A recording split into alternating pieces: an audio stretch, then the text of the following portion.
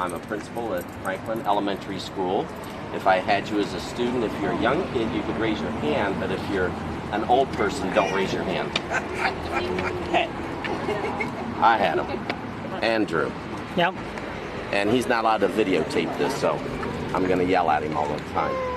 Okay, I did want to point out here with historic downtown Wadsworth, several years ago, how many years ago? 6, 8 years ago, we had banners made up to put up in the square every summer, and they depict different historic things that happened in Wadsworth over the last 200 years. And each side of the banner is a different picture, and they all tell a story. But if you don't know the story, you just look at it and enjoy them. One time, the Antarctic cruiser came through Wadsworth. It started in Detroit, and at the time, this was the highway that people 76 came through. And so they were transporting it, driving it from Detroit to Boston, where it would board the ship and head to the Antarctic.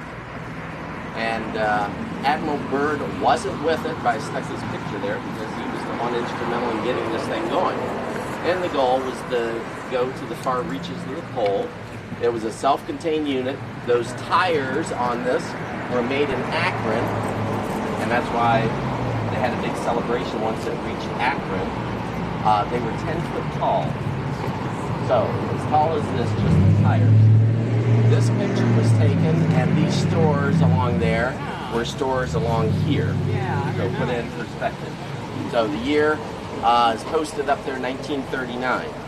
They had problems with this thing on the road. If you look at the tires on it, they almost look like slicks. And I even thought to myself, you're going to take that up there and travel on the ice? Didn't make a whole lot of sense to me unless they had big chains. But nevertheless, as they were driving it along the highway, of course, they had to have an escort with it because it used up both lanes. And many times it ended up in the ditch on its way here, and it ended up in the ditch many times on its way to Boston. They finally got it to Boston, went to load it on the ship, started up the ramp, and the ramp collapsed. So then they had to bring a crane in and lift it and put it on the actual ship. They got it to its destination finally. They got it on the ice, and guess what? The tires just spun. They didn't make it very far. They abandoned the whole mission. But in there they had bedrooms, kitchen, everything to be self-sufficient on their travels. And it didn't make it very far. So I predicted someday somebody's going to find that because I'm sure it is covered and buried in ice somewhere.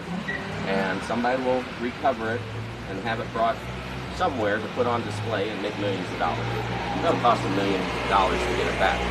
On the back side of the sign, it shows a picture of the very first schoolhouse that was located in Wadsworth, and it was located behind St. Mark's Church. And one of the readings I came across said that Joseph Smith of the Mormon faith, as he was recruiting people in the area, if you know anything about the Mormons, they pretty much started in Kirtland, Ohio.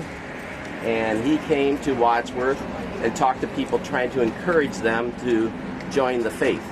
Now at that time, Mormonism was a little bit of a closed society, I would say, or maybe a communal society.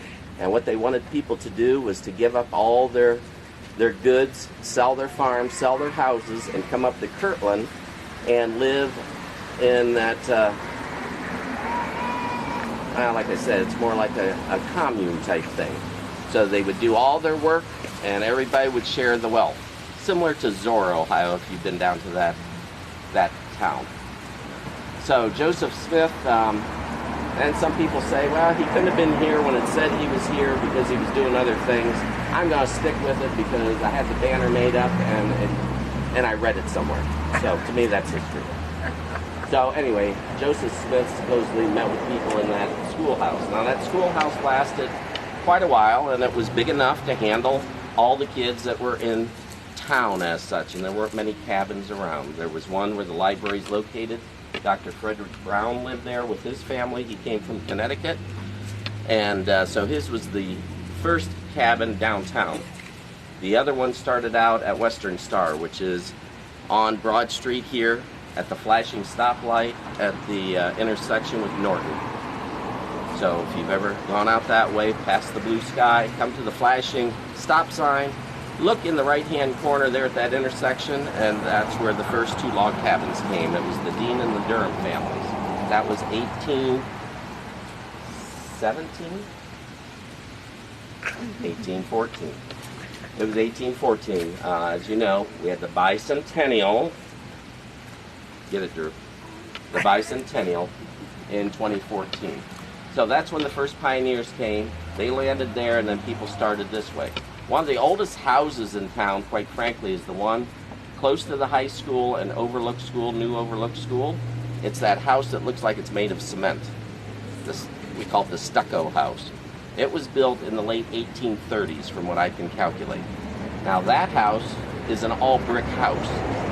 The reason they put the cement on the outside years afterwards is the bricks were deteriorating from the weather. So they just went through and stuccoed over. The bricks were handmade on the farm, and they basically dug up the clay, had the oxen chomp through it with their feet, and mixed in straw and baked their own brick in the sun. So, as you see, that's probably why it started eroding after a while. But it's still standing, and again, I think that's probably the oldest standing house in Wadsworth right now. The oldest building in downtown Wadsworth would be by the Strand Theater. You see the Strand marquee down there. To the right of it is a building that's now an insurance building. It's a wooden structure that's been covered over, and it was built also in the late 1830s. It's the last of the wooden structures downtown, besides the Church of St. Mark's, and that came in 1842. And a young man by the name of George Hinsdale was the architect, and he designed both this church and the first Christian church. Now this one has not changed much over the years since 1842.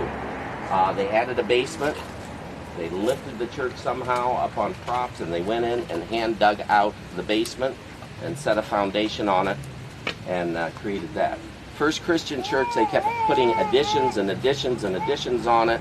So the front is original, except for the very entrance to it. It was a porch that they closed in, but then all the other additions went to the rear of it.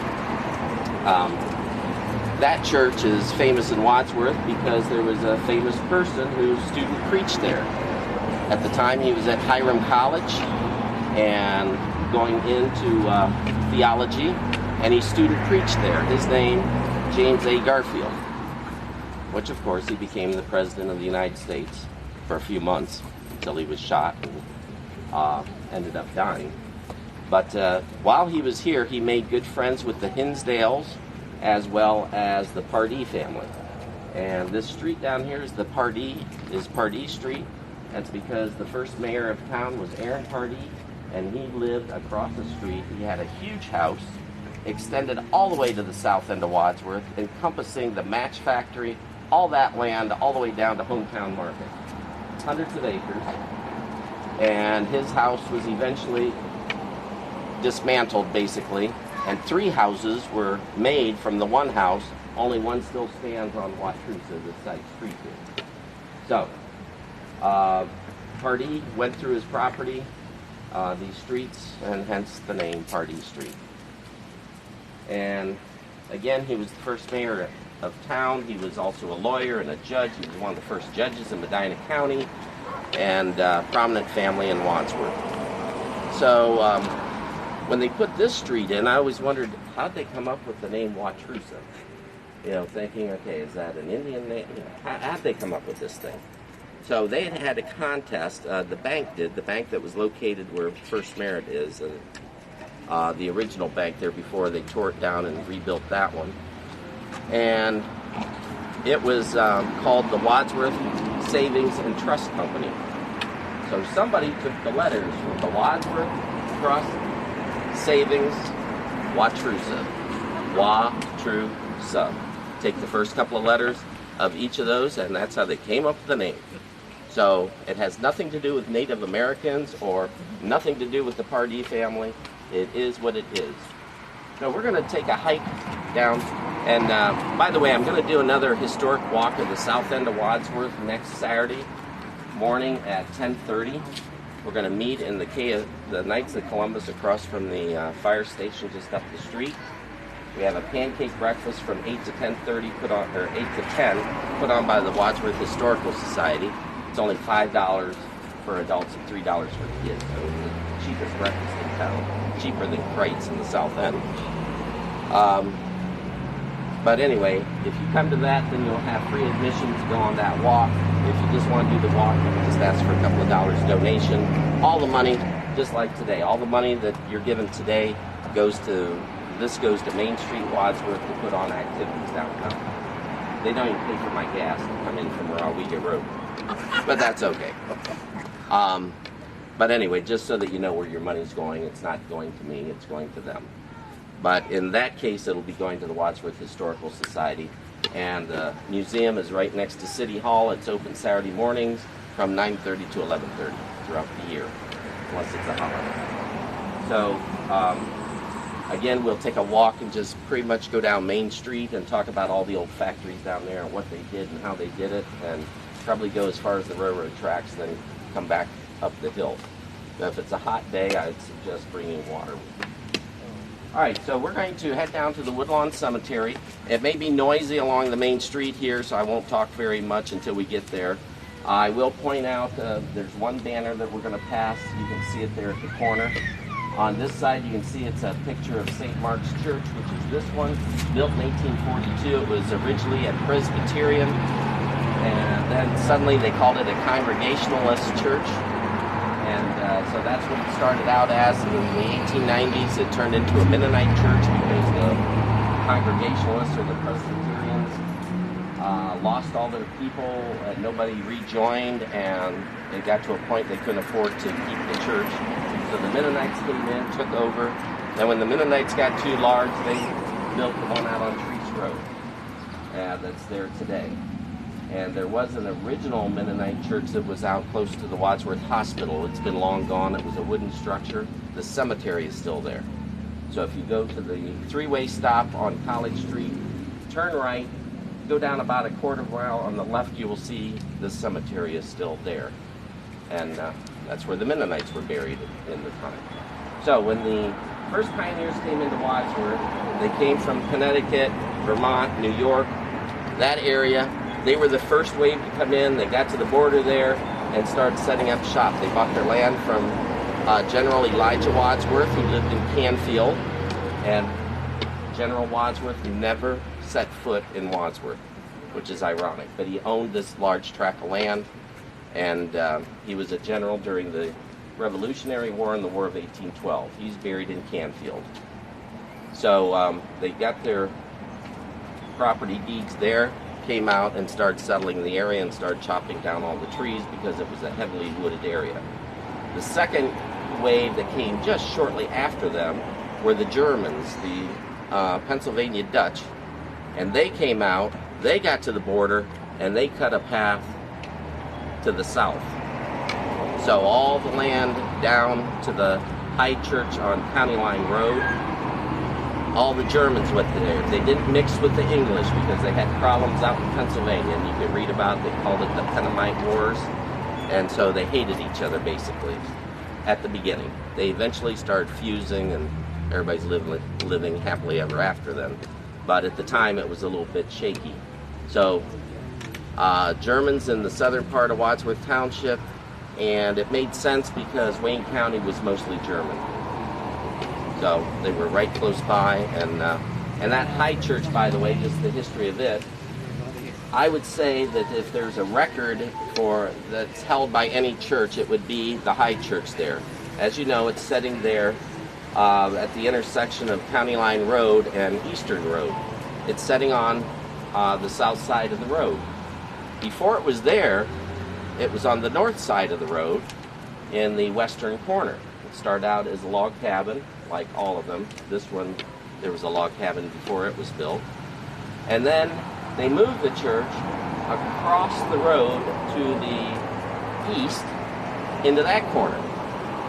Then eventually they moved it across the way. Now moving it, just rebuilding it. So what's that so special about that?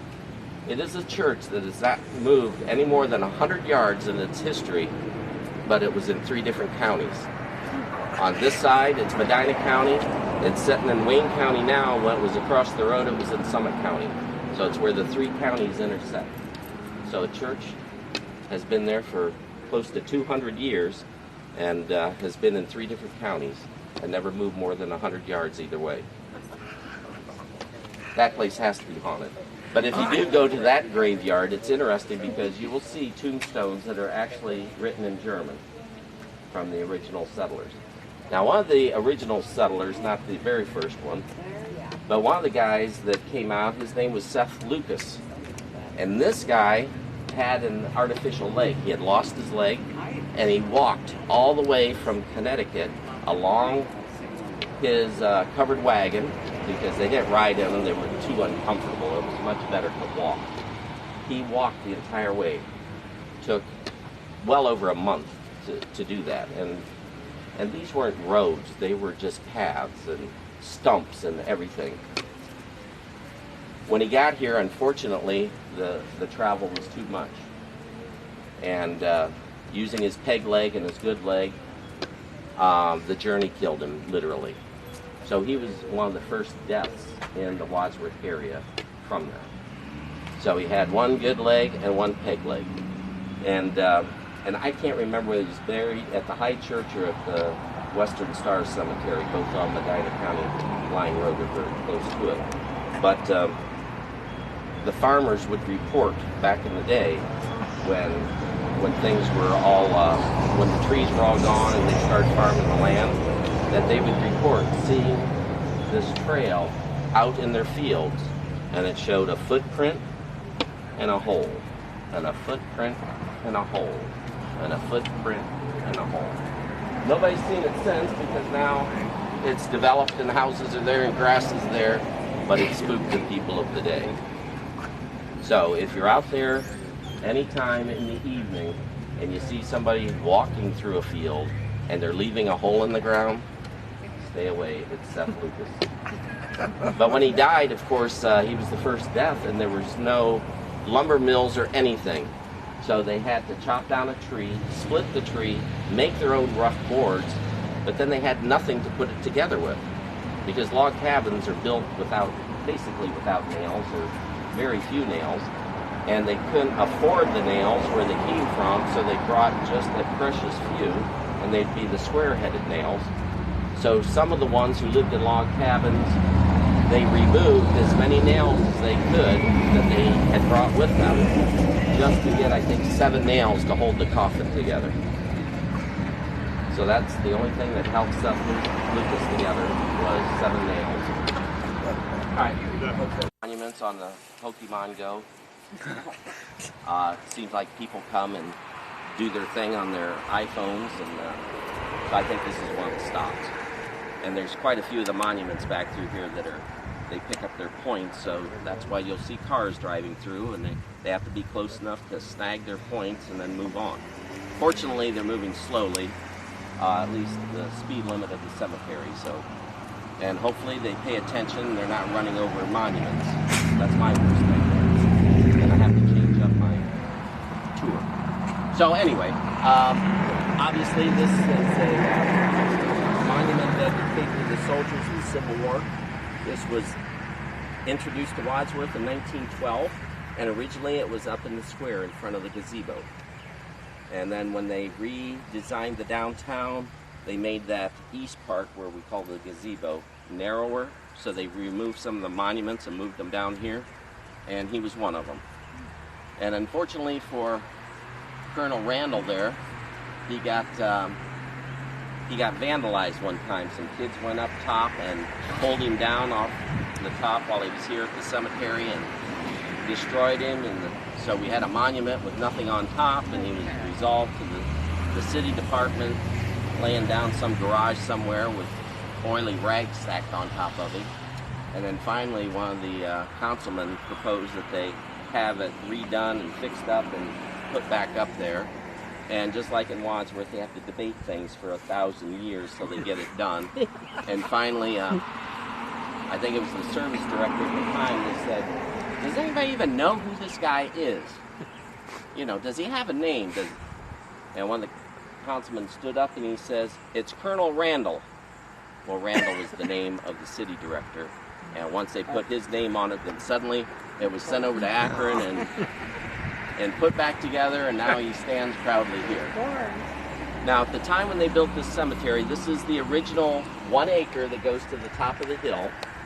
And when the first child passed away, which would have been that Frederick Brown's daughter, infant daughter, she only lived like 2 months. And so when she passed away, there were no cemeteries around. So this was the first cemetery, but they were looking for a place to put her. Well, Frederick Brown's brother, Owen Brown, who lived in Hudson, had purchased some land here on speculation. And he says, "You know what, I will donate an acre, you know, it's my niece, blah, blah, blah, and I'll give, you know, this acre. However, I'm going to give this acre, but I retain the pastoral rights, to lease out the pastoral rights to it," which means the first cemetery could have goats and pigs and cows and anything else placed on it. I don't think that ever happened, but just for historical significance, Owen Brown's son was the famous John Brown, the abolitionist. So John Brown's uncle lived here in Wadsworth and probably came and visited his uncle frequently. And then you know the rest of the story if you know your history. So when this was built, the very first tombstone was erected up there for, it just says infant daughter of Chloe and Frederick Brown. And this area was reserved to put kind of a park setting to it. So there was a pond here, like a koi pond, a goldfish pond, and had flowers and gardens, and it was a beautiful arched entrance to it right here in the corner. And the rest of it was then fenced in, probably to keep wandering animals, big animals, farm animals, from getting in here and grazing. And that's an important story to know, that they did have a wrought iron fence around the original 1 acre. And it wasn't to keep the people out, because nobody wants to get into a cemetery, and the people on the inside can't get out anyway, so the fence really served no purpose except to keep animals out. So then we get to the other large monument over here.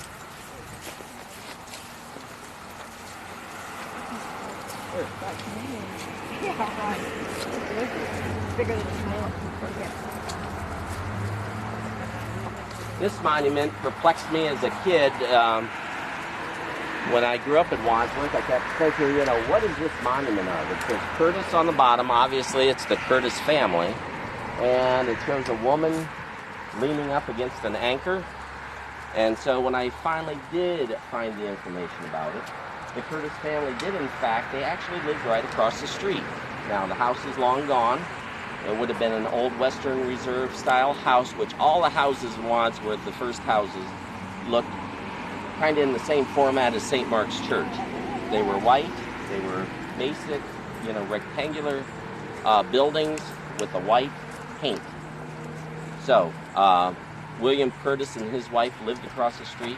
He originally had a pharmacy in Seville, and then he bought a place here in Wadsworth and moved his family here.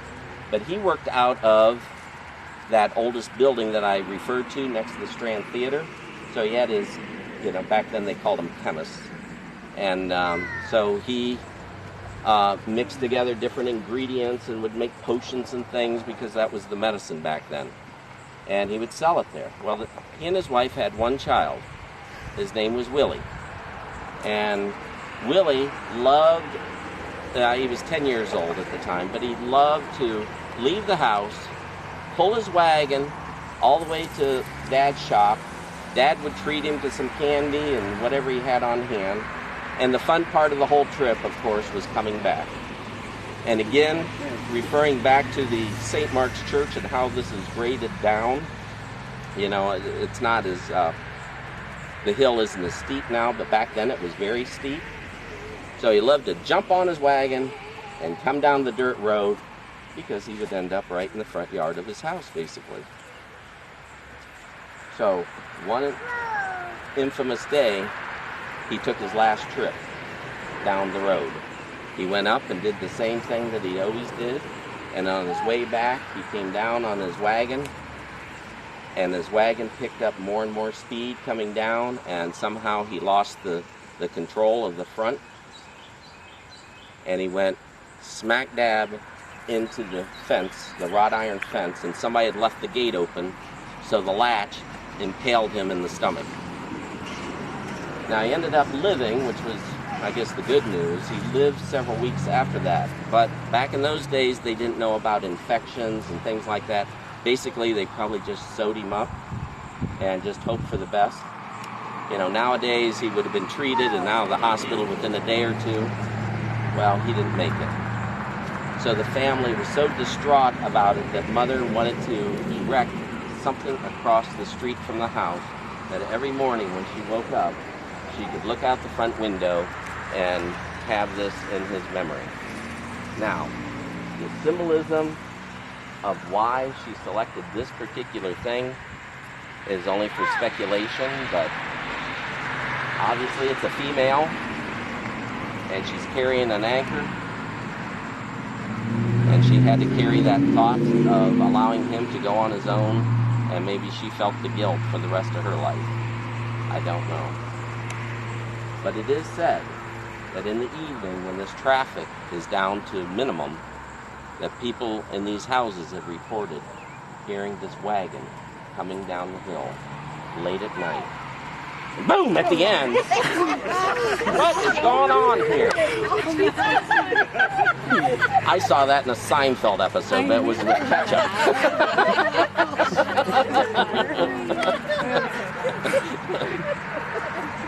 Okay, now that you scared me to death. They'll hear a collision, and then they don't hear it again for a while. Now, I think it has to be on a full moon, and the conditions have to be just right. Let's see, he's laughing. Some of you others are. So, anyway, you'll see in the old part of the cemetery what's typical is putting a large family stone and then the individual stones behind it, and that's what you'll find here. So you'll see the dates of the... Now, when the Pitts, or William Pitt Curtis, when the Curtises passed away, they had no heirs, so they donated all their money to Bookville College over at Akron, and they built some buildings in his name, the Curtis building, or I think it was at least one building called the Curtis place, and it's long gone by now. But anyway, he gave his money to the University of Akron or Bookville College. Whew. Thank you for scaring me. So you can check out the plot here. Here's William Curtis, his wife. I'm assuming these Wellmans are maybe from her side of the family. And here's Willie, November 26, 1871, age 10 years, guys. You're close to that. I know you're beyond it, but you're close.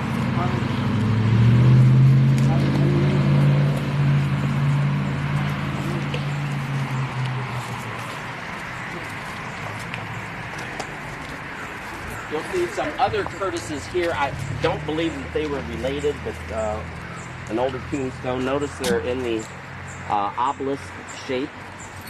I don't know what that represents, but you'll see quite a few of them in the cemetery, especially in the older part. Now, we come up to this tombstone. And this one always bothered us as kids. We were always told, you know, stay away from that tombstone. So I finally think I've figured out the history of this tombstone. If you look at the shape of it, especially the top part of it, it resembles something that you would see in The Wizard of Oz. A witch's hat. A witch's hat. Or maybe I should say Harry Potter now. But we'll reference it to the witch. So, as I'm researching this, I'm finding out that there was nobody in Wadsworth that really was accused of being a witch, but what I did find out that there was a lady in River Styx that was accused of being a witch, the only one in this area. And back in those days, of course, everyone was very superstitious. In the early 1800s, they still, you know, thought that there were ghosts and goblins and things like that. And So this lady that lived in River Styx, which at the time was called Wilson's Corners, they changed the name over the years to pick up the name of the creek that goes through there, the River Styx.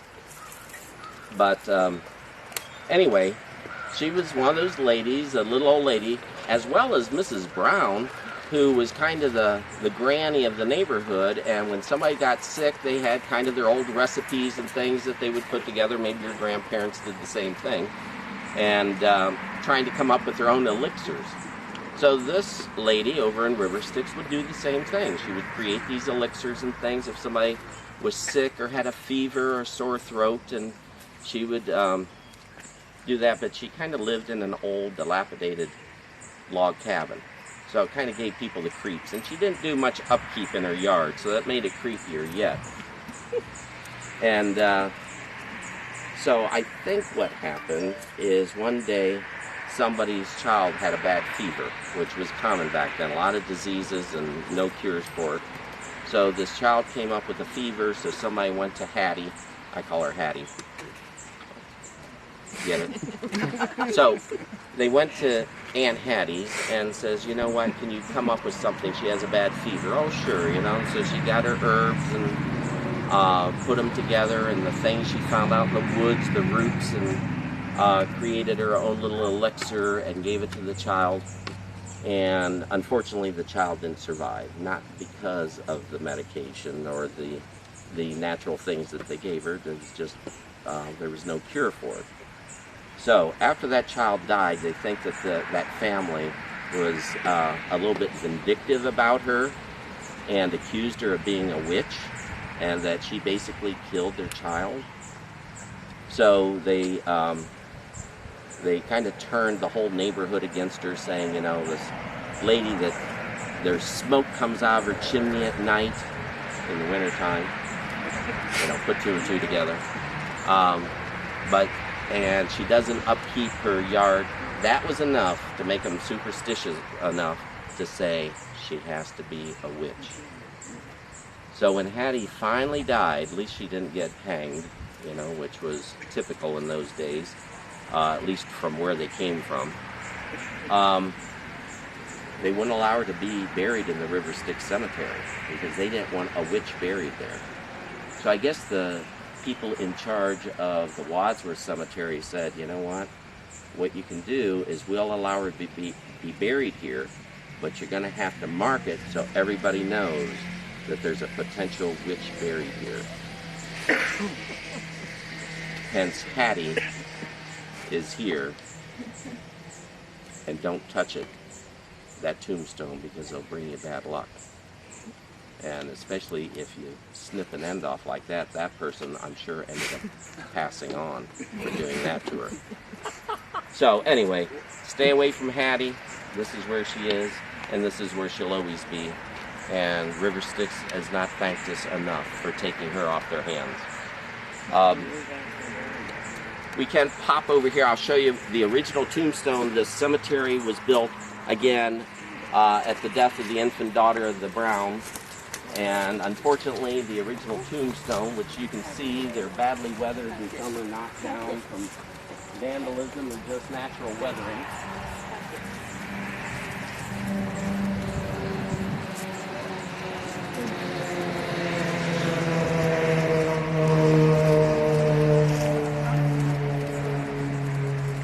And this is where the infant daughter of, and you can barely read it. So it says maybe it says infant child of Frederick and Chloe Brown. You can almost read Brown.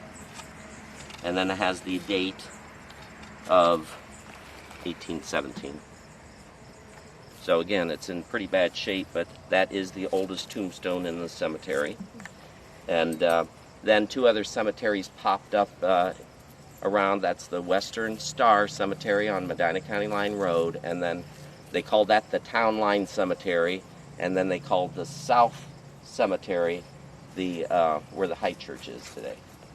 And by the way, the High Church got its name, I mean, that's what people still call it today. Oh, it's out the High Church. And people thought because it's up on the hill It's because when they built that particular church, it had an upper floor to it, or a balcony, that looked down, and since you could sit up high in the church, they named it the High Church. It was the first church to have a balcony like that. So if somebody says, oh, it's a high church because it's up on the hill, well, they're almost right, but it has to do with the balcony that they put in the upper level. Here is Lyman, and some of you may have heard of Lyman Street, and Dr. Lyman lived there, and in fact, one of his houses is still there. It's actually on Broad Street across from the old post office. Now, the first house past the library parking lot is a big brick home. That was owned by the Hunsbergers. Then the next one has a beautiful kind of rounded porch in it and painted nicely. It's not that one. It's the third one. And you're going to look at it and say, well, this doesn't look like something that a doctor would live in. It is a huge house, but it doesn't have anything fancy in the front. But he was also good friends with William McKinley. And at one time, President McKinley delivered a speech off the porch. And everybody says, oh yeah, I know that porch. It's that beautiful rounded... No, it's the one next to it. It's the next one east of it. And doesn't have a beautiful porch, but it was a huge house. But his father wrote one of the first history books for Wadsworth. It was actually a Medina County history kind of a collection. So George Lyman lived up where the, right around where the fire station is. And in fact, George Lyman liked to experiment in making matches. And because back in those days, if you didn't have some source of fire, you were out of luck. So, you know, you can do the old steel and flint to get a fire started, but matches were in big demand. And so people all over were experimenting with it. In fact, the way the match industry got started in Wadsworth was kind of a roundabout way, but this peddler who was going through river sticks sold his match recipe to somebody who then sold it to O.C. Barber from Barberton. And O.C. Barber started the Diamond Match Company in Akron. And then E.J. Young, who lived in Wadsworth, worked for O.C. Barber, and E.J. was pretty mechanically minded, and he, I think, pretty much scoped out the whole business. And then he started the match industry in Wadsworth, using his knowledge from working there, and knew when different patents were out on different equipment and recipes and things like that, and created his own match company, which I think O.C. Barber took him to court many times trying to stop him from doing what he was doing, but it didn't work. So this whole match industry started from that little German peddler that went through river sticks and sold his recipe to somebody, and I think George Lyman may have gotten it somewhere along the line, and he tried to, but the first matches made were very volatile, and just the moving of what the container that they were in could ignite them and explode them. So that's why they call them safety matches when they started doing the stick matches, because they wouldn't be so combustible, and they also had deadly chemicals in them originally. And when the match opened up at the turn of the beginning of the 1900s, the trains wouldn't transport the matches for them. So they had to do it all by horse and wagon to get it to their, you know, to take them into Akron and things like that. Yeah, so they really took in good consideration of the horses and the guy driving that wagon. Can you imagine sitting in that wagon, going to Akron and hitting all the bumps? But, so the match factory actually built a horse barn for the draft horses that they used to transport via the wagons. Well, today, back in my day when I was born, they had converted that barn into the Wadsworth Hospital. And what they did is, because when the train started transporting them, they had no reason to have a horse barn and all those draft horses. So E.J. Young had the whole thing, all the stalls converted into rooms because he was going to rent them out as apartments. Well, World War I came, he was afraid he wasn't going to get the employees, and he was going to put them up in that barn. Well, then the war ended, and he didn't need that housing, so he donated that barn that was all retrofitted apartments to the to Wadsworth and Rittman, saying that it needed to be turned into a hospital. So, going back to that, as a kid, if I ever left the door open and I got that comment, were you born in a barn? I can honestly say yes, I was. And most people my age were born in a barn. Anybody else born in that hospital? Oh, okay. So you were born in a barn. But that's how it got its start. And now there's nothing left of it because they tore it down, and now Altar Care is there today. But the one thing that if you've never seen is go there in the wintertime, go to their back parking lot and look, and you'll see a pond located there that is almost twice the size of Memorial Pond. And it's back behind there, back behind the match, and back behind there, and you cannot see it, or it's hard to see. You could Google Earth it now, and you'll be able to see that huge pond. I wouldn't suggest boys sneaking in there and fishing in there, because I think you may catch some fish that are going to be scary looking. A lot of chemicals went through that pond in its day. And in fact, some people say the fish glow in the dark. Could be. Oh, going back to him, since he's kind of into these ghostly stories, is the water put away? I don't want to get another shower. But anyway, before Dr. Lyman, the most popular doctor in town was George Pardee, which was Aaron Pardee, the first mayor's brother. And they all came out from New York. Their father had passed away when these guys were all kids. And it was a huge family. So Mom is taking care of all these kids, and for whatever reason, she came to Wadsworth and bought land and started a farm because she at least had the kids to work on it. They're teenagers at that time. George Lyman, her one son, and she had all sons. She didn't have any girls. But he was the seventh son in the family. Does anybody know the significance of the seventh son? I didn't know it till I read it in the Pardee history. If you're the seventh son, you're destined to be a doctor. Or you have these supernatural powers of healing, is probably more like it, not necessarily being a doctor. And in fact, when he was a kid out in New York, the neighbor's child got sick.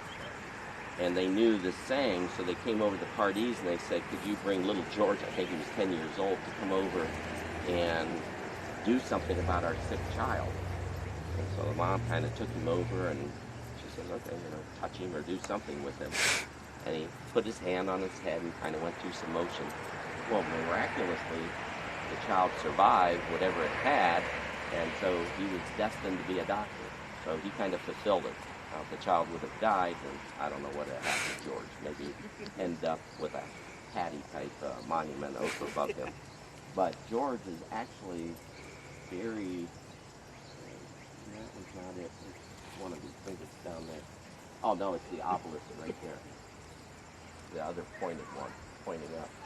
That's where George Pardee is. But that's not the whole story. So George became a doctor, and back in those days, doctoring wasn't a whole lot. It was setting bones, they could do that. They could bleed people out, which they tried to do a lot. If people had fevers, they'd just lay them down, cut them open, and try to get all the bad blood out of them. And whoops, sometimes they didn't survive that. And so when he got older, he had a medical school that he started at, with being where First Merit Bank is today. It was called the Stone Building because his brothers had built it.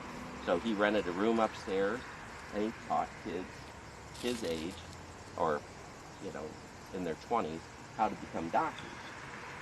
Now, the one thing he did tell them, though, is when they were teaching them to be doctors, it was pretty all theory.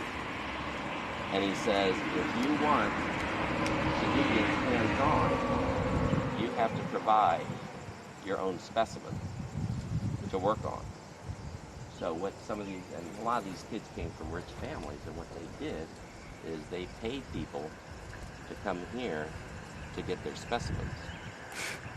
Basically, they called them resurrectionists. So what they would do is wait until somebody died at the funeral, put them in the ground, the family left to mourn, and then in the back, because again, this was all wooded and this was the only acre that was somewhat open.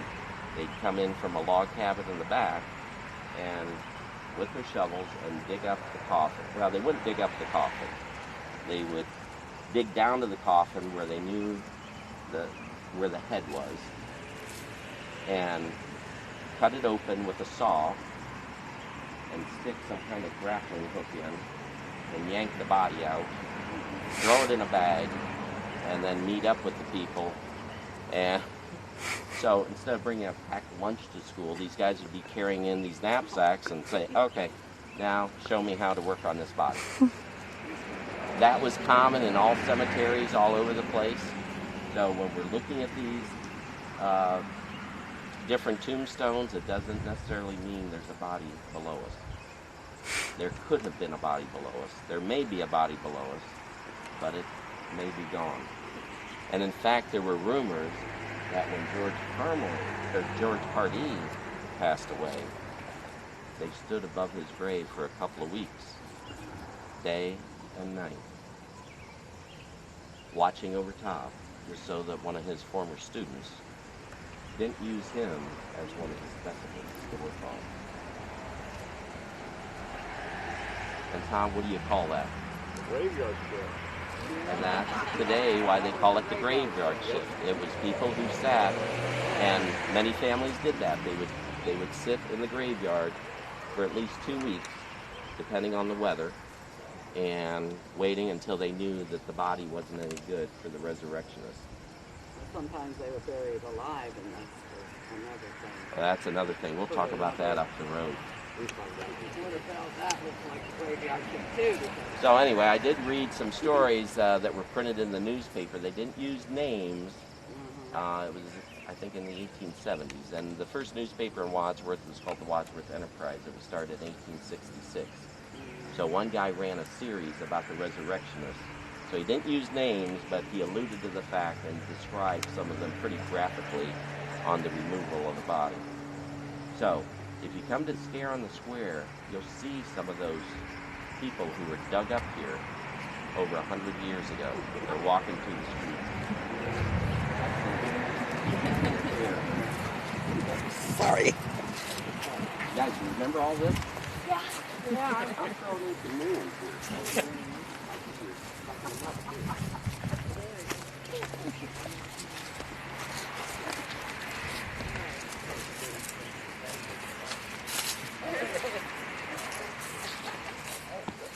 Just going to stop here for a moment because you'll see the tombstone over here with the headstone. Can you read it? What's it say? What's her last name? It's all true, isn't it? Hinsdale. Does that ring a bell? It should, because St. Mark's rings the bell. It's the Hinsdale family. Now, the original family settled in Norton right across the border on Akron Road.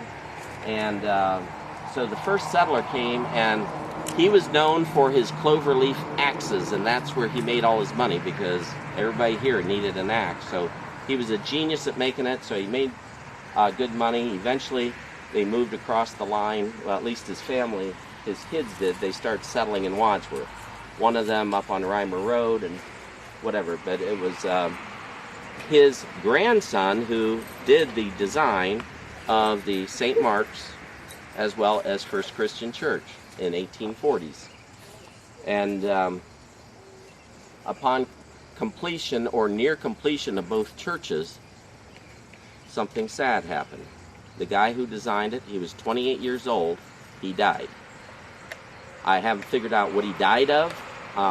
Again, maybe just complications, or, you know, back then it could be just getting an infection or cutting yourself. And back in those days, they didn't have penicillin, they didn't even know about germs, whatever.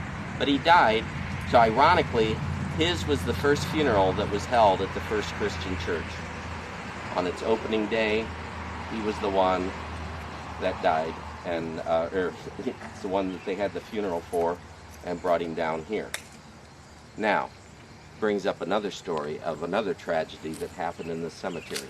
When this was first built, this was the only entrance to the cemetery, and it was built, now of course they put the stone in since then, But when it was first built, it was just a gravel road that came up through here to serve both sides of the cemetery. And it was just big enough for the hearse, the horse-drawn hearse, to come up. So the horses would pull it up and get it to wherever they were located, and then remove the coffin and place it into the grave. And the funeral party would just march behind it, because usually the funeral was held either in people's homes, which was common, or one of the churches, which would have been at the time either the Methodist Church, which was located where CIS is today, or the Congregational Church, which is St. Mark's, 1842, or the First Christian Church. So wherever they did, they would lead the procession through town, bring it down here, and come up this way. Well, one winter, there was a bad ice storm, and all the streets were covered with a layer of ice. It just started coming down during the funeral procession, and the people were walking and coming down College Street, and again, it's all gravel roads, but now it's a sheet of ice. People were falling down behind the horse-drawn hearse. Even the horses struggled to maintain their balance on that ice. They got down to the foot of the hill and started up. And the horses were slipping and sliding a few times. The horses would go to their knees and they'd have to be brought back up, but they weren't going to turn around because the grave site was open. They were going to get this over and done with. So the people waited at the bottom because they were a little bit afraid with this hearse coming up here and the horses struggling. They knew they were going to struggle too. So they kind of waited until the horse-drawn hearse got up to this area. It said close to the top of the hill. So then the people started up. The hearse is up here. They're at their final destination. The horses went down. The horses dropped, jerked the hearse, and the coffin flew out of the back and slid towards the people who were now struggling on the side of the hill walking up. People were in a panic. They didn't know what to do. Fortunately, there was somebody in the group that was standing at the front of the line that was smart. He reached into his vest and he picked out a throat lozenge and threw it and stopped the coffin. Oh, you. Figure that one out. Somebody smacked him.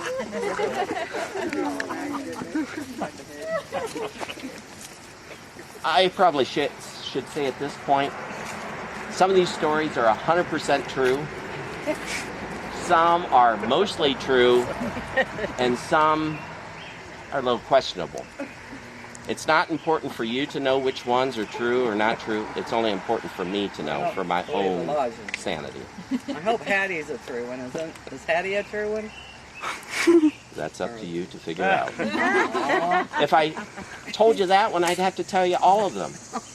Hey, don't forget about that aqua quill. That special quill. So which one? Special quill. Oh, That's just weird. no. Come in. After you told me coming years ago. Oh, okay, well, we'll get to that. All right, here's probably the most famous tombstone in this entire location. Yeah. This is the one that kids who were in 3rd grade never forget. And it's the story of Sylvia Beach. Sylvia Beach. And Sylvia Beach, if you read here's the original side to the tombstone. You can see it's getting badly weathered. And since this is the most visited grave site, at least the cemetery board ordered it removed and re-engraved on the back so it would never wear out completely. But if you read it, it says Sylvia, daughter of A and R Beach, lost in the woods and never found. April 17th, 1824. And her parents, here's Roxy, who is the R in that, and Abel, which is the A. So A and B Beach. So Sylvia Beach, the story behind it is that they came to Wadsworth in 1823. and they settled on, for some of you locals, they settled on the Hain Farm property. The Hain Farm property, if you go out High Street and turn right on Akron Road, like you're headed out to Coles and all that good stuff, as you're leaving Wadsworth and start going down the hill, the water tower's on the right at Summit Street. The farm was to the left, close to the bottom of the hill. So they came in to build their log cabin. They came into the dense forest, 1823. First thing you do, start chopping down trees, clearing an area to put your log cabin, taking those trees, chopping them down into sections, notching them, stacking them, and making basically a temporary home. Because someday you hope that there's going to be a sawmill to make a real home, but in the meantime you're kind of making that, usually not a floor in it, just a dirt floor. So they did all that, and so it was Mom and Dad, 2 sons, and Sylvia. Sylvia was around in her early 20s, but Sylvia had some issues. When she was younger, she contracted scarlet fever. So she got a high fever, and it left her, you guys remember, what was her handicap? She was what? Blind. No. Deaf. Deaf. She was deaf and also mute. She couldn't talk. And then periodically she would have these convulsions and fits that she would go into, like an epilepsy type thing. So they had to keep an eye on her, because once she started having these fits, a lot of times she would just start thrashing or take off running, or both. So they had to keep a pretty good eye on her. And one day she and Mom were out around the log cabin gathering up wood for the fireplace. And of course they have all this brush around the house from chopping down the trees. And so Mom went into the log cabin first, opened the door, walked in, and the door kind of slammed behind her a little bit. She assumed Sylvia was right behind her carrying her wood. Mom put the wood down at the hearth and turned around, and the door was closed, and where's Sylvia? Sylvia wasn't there. So Mom went, opened up the door to let her in. No Sylvia. Mom looked back in the cabin, looked around. Of course, she couldn't call for her because she couldn't hear. And started searching the cabin. She's not inside, so she has to be outside. So she rounded the cabin, and Sylvia's not to be found. Now, of course, Mom's in a little bit of a panic here at this point, because she can't shout for her to say, hey, Sylvia, come home. So Mom shouts out to the boys and the men who were out in the barn area, hey, come here, I can't find Sylvia. So they dropped everything and came out, and they started looking around. They can't find her. So then they said, well, you know what? Wonder if she got in one of these big brush piles that's stacked up around the house. So they frantically went over to the brush piles and started pulling branches and leaves and everything out of the way and trying to look to see if maybe somehow, some way, she got hung up into that mess. Then the one brother did find an opening in the brush pile. I mean, it was small, but it was big enough for a human to go into. So he got down on his hands and knees and started going inside the brush pile, and he suddenly a rabbit jumped out and took off, scared the bejesus out of him, but no Sylvia. So again, they started looking around, and then they started getting worried because it was getting dark out. So they sent the boys down the road. The next cabin was a quarter of a mile down the road. It was where Judge Isles lived at the intersection of Hartman and Akron Road. And they rapped on his door and said, we can't find our sister, and could you help us? So he grabbed his hat and his cloak and jumped on the horse and brought his boys with him, and they took up search. The boys then went to the next log cabin and tried to get as many people to help as they could. They searched all evening and into the night with lanterns and torches. And the good news was they finally found her tracks. And they tracked her kind of through that valley down along the bottoms there of Akron Road towards what we call Wadsworth today, or the neighborhoods. But then it got so late, it was like 2, 3 in the morning, they said, you know what, the snow's on here, the tracks are here, everybody's tired, let's come right when the sun comes up so we can see, because they were losing their tracks and wasting a lot of time backtracking. So the next morning, they got even more people together, and they all went down through the valley, and it's actually towards Durling Park, where Durling Park is today, down through that creek way. And they found her tracks again, which was great news, and they started following them. And then the sun came up, and the temperature came up, and her tracks disappeared. And that was the last that they saw any human signs of her.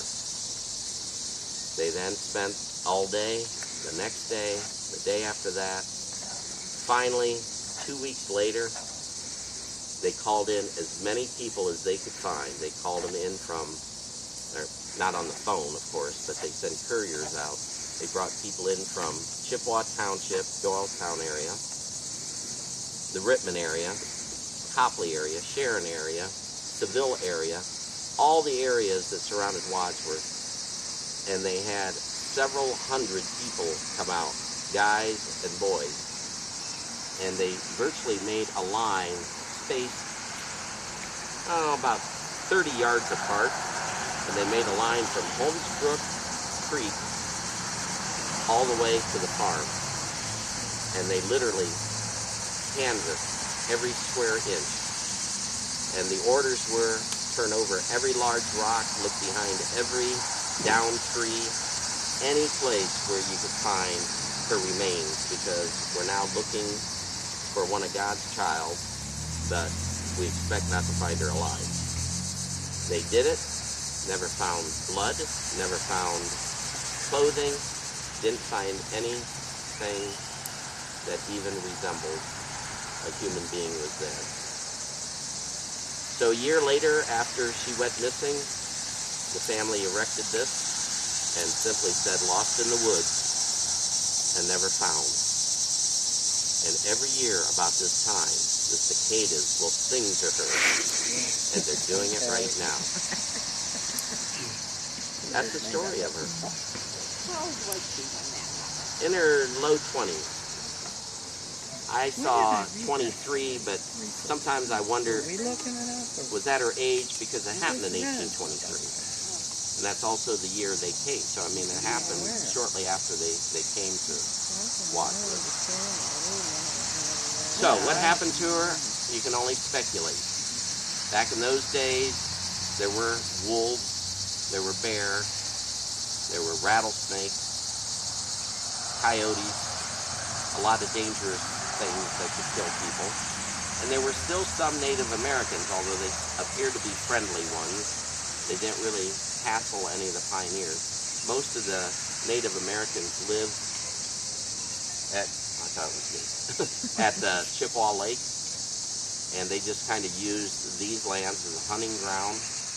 There weren't many that actually just lived here. If they did, they were just a temporary day or two outing, and then they would go back to Chippewa Lake. So, what happened, we don't know. But I've had kids report that if you're down at Durling Park in the evening, and there's a mist down in that valley, you'll be able to see this apparition of a girl with a bonnet and a long dress that walks through that valley. So if you have nothing better to do than Pokemon, you may want to go down and look for Sylvia, because that's where she was last seen. There's also quicksand, swamp, you name it, we had it. All that's gone now. So, it's conceivable she may have been captured by the Native Americans, and they found her as a novelty, not being able to talk. And sometimes they were superstitious enough to take in people like that. So maybe one of you are related to her. Building that was built here at one time into the side of the mountain where that bench is. And what they would do is, if people wanted to rent that vault, they would slide the coffins in there and let them bake for 2 weeks as such. And then they would bury it. They also used it when, in the wintertime, when they had to hand dig the graves and the ground was frozen and they couldn't get in, they would also stick them in there. And that worked wonderfully for a number of years. But then they came out with a standardized size of coffins. And guess what? They were a little bit bigger than the shelves could hold. So they went to push them in and they wouldn't go in. So they abandoned that. And the guy who was the chief of police in Wadsworth, last name was Lucas, he says, well, if you're just going to throw that place away, he said, my boys and I will tear it down and I can recycle it. So he took all the block out of that vault and knocked all the brick off, you know, the block, and he took it and he started building houses down on South Lyman Street. Lucas Court is the name. And he used those cement blocks as the foundations to several of those houses that he built. Now that was all in fine, except, and I grew up with one of his grandsons, and I stayed overnight in one of those houses. And I can tell you, well, it's not a story. Hey, I was a teenager. We were in junior high. But I can remember distinctly in the basement when we would finally almost go to sleep, like at 3:30 in the morning, you'd hear these scratching sounds on the walls. Gave me the creeps. I never knew what it was back in the day, but when I did the research and I found out that those walls were made out of the block to these vaults where dead people once lie. Gave me the heebie-jeebies now that I look back at it. Now back in the day there were two undertakers. The one undertaker who had his office kind of close to where the First National Bank and the City Hall is. His name was Kramer, K-R-E-M-E-R, and he's the opposite of this guy. His name was Wookter. He had his cabinet shop, and it was the cabinet shops that made the coffins, and his was down there close to where the east of Chicago used to be, there on the corner of Mill Street. It's actually where that big gap is, a building. But it was Kramer up at what I call the north end of downtown. He would only bury Democrats. If you're Republicans, then Mr. Wookter took care of you. And it was Wookter who owned this particular vault that was here, and that's where Mr. Wookter is buried. That's the way the legend goes. Charlotte Johnson. Well, the museum that's in front of the City Hall is the Johnson House. And I wondered, how was she related to it? Because Dr. and Mrs. Johnson, our understanding was they had two daughters. They never married, became adults, and ironically, they all pretty much died in that house, the two girls. One was in visiting from California, and she died up in one of the bedrooms. And then the last one in there, she died pretty much of old age in the house. So as we were... Johnson, her name. Oh, there you go. Well, so one day we were digging through some of the old boxes and things in the house, and we came across this little child's picture. And we looked on the back, and it said Charlotte Johnson. So, Charlotte Johnson in the Johnson house. So I came down and checked the records down here. Well, in fact, she would have been the oldest daughter out of all of them, but she died at 2 years old in the early 1900s. So as a 2-year-old, her dad being the doctor, and again, it never mentioned what she died of, even on the medical record, the death certificates and things. But I did read that her funeral took place in the house, and that they had her spread out on the kitchen table one day, and everybody came around and checked her out before she ended up here. But the Johnsons are buried down close to the bottoms where the creek went through down here. So Dr. Johnson, his wife, and 2 older daughters, they're all down there together. Charlotte's up here by herself. And evidently at the time of her death, of course it wasn't an expected death, she got buried with Mom's grandparents. And so those are some of their stones around here. So they just put her in the grandparents' plot, which doesn't really mean anything except when you're down at the Johnson house and you go into Charlotte's room and there's a baby doll in there.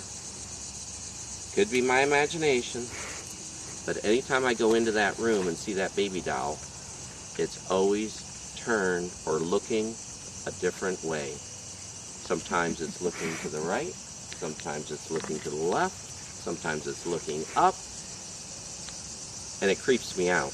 I usually put a towel over top of when I'm working there because it's just a little bit too weird for me to handle. But what I'm thinking is, it's Charlotte. It's little Charlotte. She's trying to find her family. Even after death, she's separated from them. And she continues to go in search of. Just to see if you're awake. I didn't want to scare anybody. But keep that in mind. If you're looking for Dr. and Mrs. Johnson, they're down close to the bottom.